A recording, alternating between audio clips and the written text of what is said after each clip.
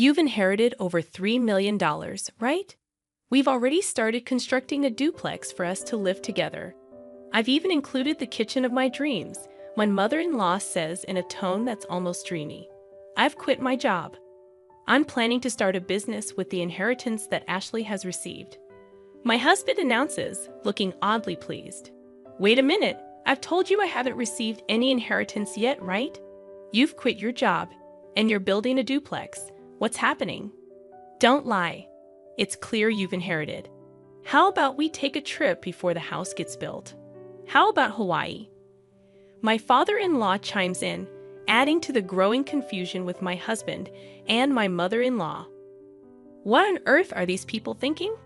They want to use the precious inheritance I received from my mother and spend it on whatever they please. Even though I was filled with rage, I didn't know what to do. The story goes back a few months ago. My name is Ashley. I'm 38 years old and work as a high school teacher. I married David, an office worker who is 2 years older than me, 12 years ago. Soon after we got married, our only daughter Julie was born, and since then, my days have been filled with work and child rearing. Today is the day I'm visiting my hospitalized mother with my daughter. Oh, Grandma, it's been a while. Well, Julie, welcome. My mother lies in her bed, lovingly stroking Julie's hair. Her hand is noticeably thinner, and her complexion looks poor. Next to my mother's bed stands a middle-aged man wearing glasses and a suit. As I nod towards him, he returns the nod and leaves the room. Mom, who is that man? Just an acquaintance. Don't worry about it. More importantly, Ashley, are you still doing well? And David, is he well? My mother's eyes, a shade close to blue, sparkle softly as she smiles. She met my father, who ran an import-export business overseas, and came to the U.S. as his bride. Raising a child in a foreign country must have been hard, but my mother and father worked together to bring me up.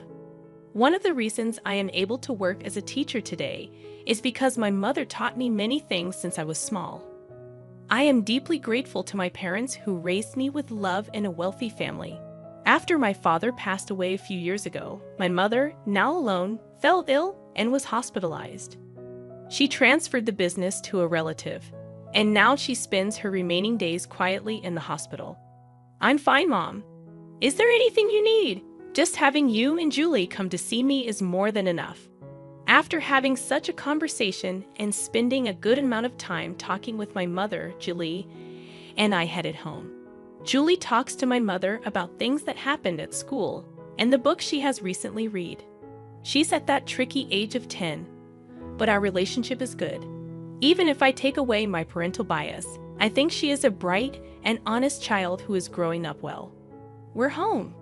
Oh, welcome back. How's my mother-in-law doing? David asks as he greets us. Mom is as usual. How about you? Your seminar, was it? Oh, I heard some good stuff. Looking forward to the next one. Recently, my husband has been attending seminars on quitting his job and starting a side business. He must want more money, but the company he works for is not top tier. It's not bad, and with my salary, we are doing just fine. I find it distasteful when he is so greedy for money, which I suppose he gets from his parents. Ever since we got married, I've been put off by his parents' excessive stinginess and their habit of begging for small amounts of money whenever we see them, so I've been keeping my distance. They've never given Julie any Christmas gifts. Fortunately, my in-laws live far away, so we don't have to interact much, and my husband does well with household chores, so I guess it's okay. As long as I have my mother, my husband, Julie, and our modest but ordinary life, I'm content. Then one day, I got a call from the hospital. My mother's condition had suddenly worsened, and she was in critical condition. When my family rushed to the hospital, my mother was barely breathing. Mom? Grandma? No. Ashley, I always wanted you to be happy. Cherish Julie more than anything. I love you. In the end, those were my mother's last words. My mother, who raised me with all her heart alongside my father, adored Julie from the bottom of her heart. My mother's face in the coffin was peaceful, and all I could do was cry. Julie was by my side, crying with me. A little while after my mother passed away, an envelope arrived at our house, a law firm. Ashley was perplexed as she opened the envelope from an unfamiliar sender. Inside was a document stating, "I have been entrusted with your mother's will, which leaves all of her inheritance to you." Ashley and her mother had never discussed the subject of inheritance before, so she was taken aback. However, since the letter had indeed arrived, she decided to visit the law firm on her own. "Hello, I'm the attorney Ed." The man who appeared was the middle-aged gentleman with glasses who had been present when she visited her mother in the hospital. "You were in my mother's hospital room before?" Ashley questioned the man with the familiar face. "Yes, we met in the hospital room. Actually, from that time, I was entrusted by your mother." Hearing his kind voice, Ashley found herself on the verge of tears, and then she was shocked beyond belief. 500 million. Yes, Ashley. When your father passed away, you waived your right to the inheritance so your mother could receive it all. When you add that inheritance to your mother's personal assets, even after deducting taxes, this is the amount your mother has named you as the sole heir. My parents had indeed been wealthy, but I hadn't imagined that they had left such an inheritance. I had never asked my parents for money after getting married and avoided the topic of inheritance as it seemed unlucky. Feeling dizzy, I realized this must be an expression of love from my mother. With that thought, I left the procedures to Ed. "Your mother cared about you more than anything. She instructed me to assist you if necessary. Please feel free to discuss anything with me." "Thank you. I appreciate your help." Ashley bowed her head several times to Ed and left the room. Time passed, and it was around the time of her mother's 49th day memorial service. Her husband, David, began to frequently ask about her mother's inheritance. When they had married, her father was still running his business, so David was vaguely aware that they were wealthy. Each time she asked him to stop talking about it while she was still mourning, he would fall silent, only to subtly bring up the matter of money after some time. The worst were my in-laws. When they came to my mother's memorial service, my father-in-law said, "Ashley, if you are worried about the inheritance, we can help." Huh? Hey, we've had our fair share of disputes over inheritance. When unmarried siblings died, inheritance can be complicated. If you're troubled, feel free to talk about it. That's right. Rely on us too. Yes.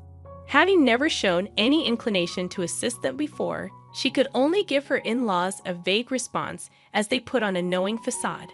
And then, about 3 months after her mother's death, David, who had been quiet recently, finally lost his patience. "Hey, have you received your mother's inheritance yet?" A bad feeling swept over her quickly. Ashley lied. The procedures are complicated, so not yet. In reality, she had already completed the procedures and, upon Ed's advice, had deposited the passbook containing the inheritance in a safe deposit box. But it felt right to say that now. "Really? But it's been 3 months since your mother passed away, right? Haven't you done the procedures yet?" "Yeah, so what?" "Well, never mind. I'm going to bed." For some reason, David headed for the bedroom in high spirits. With the nagging unease in her chest, Ashley prepared for work the next day and then headed for bed. The next day, as Ashley and Julie were cleaning up after dinner, the doorbell rang. Julie hurried to the door, and when Ashley poked her head out from the kitchen, she saw her in-laws who had dropped by unexpectedly and David returning from work. "Why are my father-in-law and mother-in-law here?" "It's not a big deal, Julie. Go to your room." Julie glanced anxiously at us and headed to her room. "What's going on?" "Never mind that, Ashley. We have something to celebrate today." Ed, her father-in-law, was in high spirits as he opened their fridge and took out a beer. "Celebration. You inherited more than $300 million, didn't you? We've already started building a duplex house for us to live together. It even comes with a dreamlike modern kitchen." The one who spoke in the dreamy tone was her mother-in-law. "What? What are you talking about, Ashley?" "Be happy. We've decided to build a duplex house. We used half of our savings and the money that Mom and Dad have put aside for the down payment. The loan is under my name, but you can pay it all at once with your inheritance, right? Give back to the two of them. I quit my job. I decided to start a business using that inheritance you received. David, her husband, looked somehow satisfied as he said these words. Wait a minute. What are you talking about? I told you I haven't received the inheritance yet, didn't I? And what does quitting your job and a duplex house mean? Don't lie, it's clear you've inherited. How about we go on a trip before the house is built? How about Hawaii? Amidst the escalating chaos, David and her mother-in-law were getting excited, agreeing with what Ed said. Then David said, laughing scornfully, "You're stingy, Ashley. We've looked into it because you kept saying you hadn't received the inheritance. You can't renounce an inheritance if you don't process it within 3 months. Whether you lied or told the truth about not processing, you still have inherited, right? That is, considering the scale of my father-in-law's company, there must be more than 300 million. We'll be able to live comfortably thanks to them. Thank you, mother-in-law. Be sure to prepare the money for the duplex house as soon as possible, and my capital too." Seeing David speak like that made her dizzy. But what on earth are these people who want to use my precious inheritance that I received from my mother as they please and indulge in luxury? Although filled with intense anger and about to yell, she couldn't say a word, worried about Julie, who was in the other room. "I'm going outside for a bit." She called out to the three of them, but they didn't hear her, happily discussing how they would use the inheritance. She went out without even taking her wallet. The night wind was cool, and it was then that the tears came. She went to the hilltop park where she used to come with her mother and cried, holding back her voice. Her anger didn't subside. Feeling frustrated and worn out, her heart was exploited. Her emotions were a mess, but she couldn't just say she wanted a divorce. They still had their child, Julie. Her mother's words, "Take care of Julie above all else," came back to her, and tears spilled again. Suddenly, someone spoke to her. Surprised, she opened her eyes, and the person began to speak softly. 3 days later, she called her husband and in-laws to a restaurant with private rooms. "So you finally came back home after that day. Did you withdraw the money, Ashley? You shouldn't leave home without telling your husband." "Exactly." Ignoring the words of the three people, she took out a document. It was a divorce notice already filled out. "David, I want a divorce." "What? What are you saying?" Her husband looked panicked, and her in-laws looked at each other. "I can't go on with you anymore." "What are you saying?" David's face was turning red as he lashed out at her. "You're leaving us after receiving the inheritance. You changed because you got the money, you miser." "That's my words, Ashley." Snap back. "Ever since I inherited my mother's estate, you've been out of control. Quitting jobs to start a business, deciding to live with in-laws without even asking, taking out my savings to build a 2-family home, and then planning a trip to Hawaii. Who is the one who changed when the money came in? I can't possibly stay with such people." "Wait, you can't just divorce me like that." "That's right. Our savings after marriage are shared property. Half of the inheritance belongs to David, no matter what." "That's correct. If it comes to that, we will take 300 million with us." David and my in-laws were foaming at the mouth as they approached me. Just as I was about to respond, the door to the private room slid open. Dad, Grandpa, and Grandma should know better. The inheritance Mom received doesn't become shared property, right, Mr. Ed? There stood my daughter Julie and Attorney Ed. "Julie, and who are you?" "I'm Attorney Ed. Ashley's mother had entrusted me with this matter, and I've been advising Ashley." As Ed bowed, Dave seemed flustered.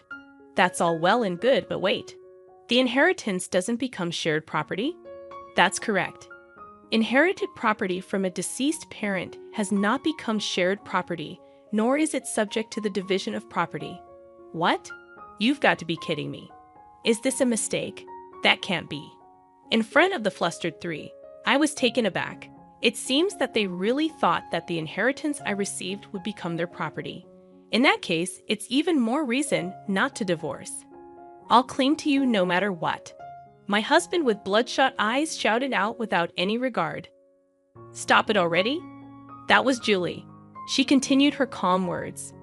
Since Mom suggested divorce, no, since Mom inherited the estate. Has Dad ever thought about Mom once?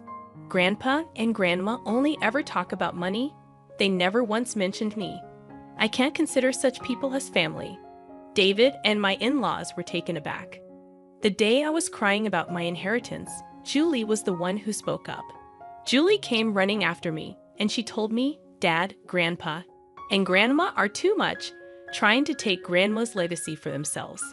Mom, I'm on your side. Let's fight this together. With those words, I made up my mind, contacted Ed, and arranged this meeting. Julie, it's not like that. Dad wants you to be happy. That's right, Julie dear. You'd be happier living with us, wouldn't you? That's right. A child shouldn't interfere. My desperate husband and still assertive in-laws. Julie, with an exasperated look on her face, said, I'm going with Mom. I can't bear to be with you anymore. Julie said this and looked away. Anyway, we've made up our minds. Julie and I will be leaving. As I said this calmly, David got angry. Hey, I've never cheated, and you can't force a divorce. I'll hire a lawyer. We'll get that money one way or another. If that's the case, I will take care of it from here. Ed spoke quietly. The issue here is whether there are grave reasons for not continuing the marriage, quitting his job, using the household savings without permission, deciding to live together, and Julie is saying she can't bear it.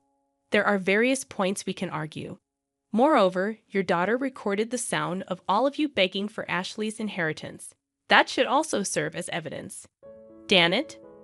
David slumped, and my in-laws turned pale. After seeing that, Julie and I left the restaurant. A year later, thanks to Ed's efforts, my divorce with David was finalized. Julie and I moved into the house my mother had lived in, but there were several times when we received letters saying, I love you, come back, and David was seen loitering near Julie's school. So we asked Abe to apply for a restraining order. After that, it was quiet. According to the rumors, they actually did build a two-family home. My already retired in-laws had to work in a factory, and although David looked for work, he couldn't find any and is now doing manual labor. I heard from the neighbors that there were constant arguments in the new two-family house because of their troublesome fights. They became disliked by everyone in the neighborhood. Julie and I are still living peacefully, helping each other. A while ago, Julie said, I want to study abroad in the country where Grandma grew up, so it cut ties completely with my ex-husband. We made up our minds to move overseas. We used a bit of my mother's inheritance, but I'm sure she would be pleased. Now, Julie seems to be enjoying school every day, and I've started working as a teacher there. I hope these peaceful days continue.